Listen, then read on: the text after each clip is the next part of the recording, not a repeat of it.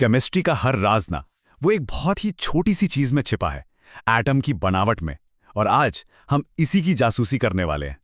मतलब सीधी सी बात है, केमिस्ट्री में जो कुछ भी होता है, सोचिए कोई नई दवा बन रही हो या कोई चीज जल रही हो, सब कुछ, लिटरली सब कुछ इस बात पर टिका है कि एटम के अंदर आखिर चल क्या रहा है। तो हमारी ये जासूसी कहानी पता है कहाँ से शुरू होती है? हजारों साल पहले ग्रीस से। वहाँ के जो फिलोसोफर्स थे उन्होंने एक आइडिया दिया कि भाई किसी भी चीज़ को काटते जाओ, आखिर में एक ऐसा छोटा सा कण बचेगा जिसे और नहीं काटा जा सकता। और इसी कण को उन्होंने नाम दिया एटम। मतलब ही था अनकटेबल। और कमाल की बात यह है कि ये आइडिया सदियों तक साइंस की दुनिया पर राज करता रहा। बस यहीं से असली मिस्ट्री शुरू होती है। सोचिए, क्या हो अगर ये एटम, जिसे सबने अनकटेबल मान लिया था, असल में और भी छोटे छोटे टुकड़ों से बना हो? तो चलिए इसी रहस्य की तह तक चलते हैं। तो ठीक है, हमारी तहकीकात का पहला चैप्टर शुरू करते हैं। कहानी अब उस मोड़ पर आ गई है जहां एटम के बारे में पहला साइंटिफिक सिद्धांत सामने रखा गया। 1808 में जॉन डाल्टन ने एक थियरी दी और ये थियरी काफ़ी कामयाब रही। इसने केमिस्ट्री के कई सारे नियमों को बड़े अच्छे से समझाया। उनका भी यही मानना था कि भाई एटम ही आखिरी इनडिविजिबल पार्टिकल है। लेकिन उनकी इस परफेक्ट लगने वाली थ्योरी में एक क्रैक आने वाला था। और ये है हमारी कहानी का पहला क्लू। एक बहुत ही आम सी चीज कभी देखा है? कंघी को बालों में रगड़ने के बाद वो कागज के छोटे छोटे टुकड़ों को कैसे खींच लेती है? Static electricity. डाल्टन का मॉडल ये नहीं बता पा रहा था कि ऐसा होता क्यों है। इसका मतलब साफ था, एटम के अंदर कुछ तो और भी है, कुछ ऐसा जो अभी तक किसी को पता नहीं। तो चलिए केस के अगले हिस्से पर चलते हैं।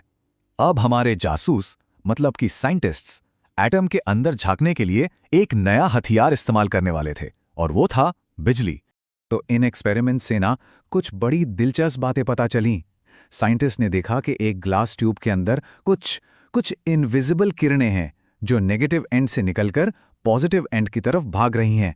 और सबसे हैरान करने वाली बात क्या थी कि ट्यूब चाहे किसी भी मटेरियल की बनी हो, ये किरणें हमेशा एक जैसी ही रहती थीं। और ये एक रेवोल्यूशनरी कंक्लूजन था। इसका सीधा मतलब था कि हर एटम के अंदर एक नेगेटिव चार्ज वाला कण मौजूद है, जिसे बाद में नाम दिया गया इलेक्ट्रॉन। जो अनकटेबल एटम था वो अब कट चुका था। अच्छा, तो अब सवाल ये था कि अगर एटम में नेगेटिव इलेक्ट्रॉन हैं तो फिर एटम ओवरऑल न्यूट्रल कैसे होता है? तो जे थॉम्सन ने इसका पहला मॉडल दिया। उन्होंने सोचा कि एटम, मान लीजिए, एक तरबूज जैसा है।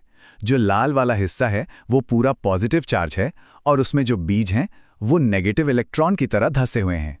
तो अब तक हमारे इस जासूसी कहानी में 3 मेन कैरेक्टर्स आ चुके हैं। पहला इलेक्ट्रॉन, चार्ज -1 और वजन लगभग 0। दूसरा प्रोटॉन, चार्ज +1 और वजन 1 यूनिट। और तीसरा न्यूट्रॉन, कोई चार्ज नहीं लेकिन वजन 1 यूनिट। चलिए, कहानी अब एक बहुत ही अहम मोड़ पर आ गई है। साइंटिस्ट अब थॉम्सन के इस तरबूज वाले मॉडल को टेस्ट करने के लिए कह सकते हैं एक फाइनल एक्सपेरिमेंट करने वाले थे। अर्नेस्ट रदरफोर्ड ने एक बहुत ही सिंपल पर ब्रिलियंट एक्सपेरिमेंट डिजाइन किया। उन्होंने क्या किया कि सोने की एक बहुत ही पतली सी फॉइल ली और उस पर तेज स्पीड वाले पॉजिटिवली चार्ज्ड अल्फा पार्टिकल से फायरिंग की। अब देखिए, थॉम्सन के मॉडल के हिसाब से तो ये अल्फा पार्टिकल्स उस तरबूज जैसे एटम में से सीधे निकल जाने चाहिए थे, है ना? शायद थोड़ा बहुत रास्ता भटकते, लेकिन जो हुआ वो दिमाग हिला देने वाला था। ज्यादातर पार्टिकल्स तो सीधे निकल गए, सही है, लेकिन कुछ ऐसे थे जो टकराकर वापस आ गए। ये उतना ही शॉकिंग था जैसे आप एक टिश्यू पेपर पर तोप का गोला चलाएं और वो गोला टकराकर वापस आप पर ही आ जाए। तो अब वक्त है इस जासूसी कहानी के सबसे बड़े खुलासे का। आखिर इन हैरान करने वाले नतीजों का मतलब क्या था? ये नंबर, यही सबसे बड़ा क्लू था। करीब 20,000 में से सिर्फ एक अल्फा पार्टिकल सीधा वापस आया। इसका मतलब सिर्फ एक हो सकता था कि एटम के अंदर कोई बहुत ही छोटी लेकिन बहुत ठोस और पॉजिटिव चार्ज वाली चीज है जिससे वो पार्टिकल टकराया था। तो इन रिजल्ट्स ने थॉम्सन के तरबूज मॉडल को तो पूरी तरह से कबाड़ में फेंक दिया। रदरफोर्ड ने जो नतीजा निकाला वो ये था, ज्यादातर पार्टिकल्स इसलिए सीधे निकल गए क्योंकि एटम का ज्यादातर हिस्सा खाली है और जो गिने चुने पार्टिकल्स वापस आए वो एटम के बिल्कुल सेंटर में मौजूद एक बहुत ही छोटे, भारी और पॉजिटिव चार्ज वाले हिस्से से टकराए थे। और इसी हिस्से को उन्होंने नाम दिया न्यूक्लियस यानी नाभिक। और ये बात समझने के लिए एक जबरदस्त एनालॉजी है। सोचिए, अगर एक एटम 5 किलोमीटर बड़ा स्टेडियम हो तो उसका न्यूक्लियस पता है कितना बड़ा होगा? बस उस स्टेडियम के बीच में रखी एक क्रिकेट की बॉल जितना। मतलब पूरा का पूरा एटम लगभग खाली है। कमाल है ना? तो अब हमारे पास एटम का एक नया मॉडल था, रदरफोर्ड का सोलर सिस्टम मॉडल। बीच में सूरज की तरह एक भारी भरकम न्यूक्लियस और उसके चारों तरफ ग्रहों की तरह चक्कर काटते हुए इलेक्ट्रॉन। ये तस्वीर देखने में बड़ी अच्छी और लॉजिकल लगती थी, पर इसमें एक बहुत बड़ी गड़बड़ थी। हाँ, कहानी अभी खत्म नहीं हुई है। इस नए खूबसूरत मॉडल में एक जीतनी फ्लॉ था, एक ऐसा पैराडॉक्स जिसका जवाब उस वक्त की साइंस के पास था ही नहीं। देखिए, उस जमाने की फिजिक्स का एक फंडामेंटल रूल था, इलेक्ट्रोमैग्नेटिक थ्योरी। और वो ये कहती है कि जब भी कोई चार्ज्ड पार्टिकल एक्सेलरेट करता है, मतलब अपनी स्पीड या डायरेक्शन बदलता है, तो वो लगातार एनर्जी रेडिएट करेगा, मतलब एनर्जी छोड़ेगा।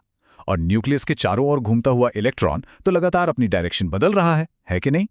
तो अगर ये थ्योरी सही है तो इलेक्ट्रॉन को घूमते घूमते लगातार अपनी एनर्जी खोनी चाहिए। इसका नतीजा क्या होगा? उसका ऑर्बिट छोटा और छोटा और छोटा होता जाएगा और 1 सेकंड के 10 करोड़वें हिस्से से भी कम टाइम में वो सीधा न्यूक्लियस में जाकर गिर जाएगा। एटम खत्म।